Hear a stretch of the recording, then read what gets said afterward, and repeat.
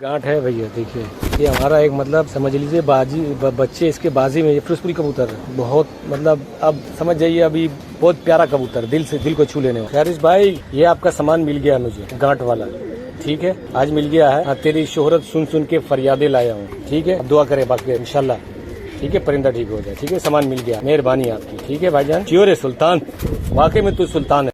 अस्सलाम वालेकुम खैरिश भाई, कैसे हैं, क्या हाल चाल है, सब ठीक ठाक है, खैर खैरियत। मैं ये बता रहा हूँ आपसे कि आपने जो गांठ की दवाई भिजवाई थी ना, तो ये अभी समझ लीजिए गांठ इसका मैं हाथ देख रहा हूँ, समझ लीजिए 60 to 70% सूख चुका है अंदर से।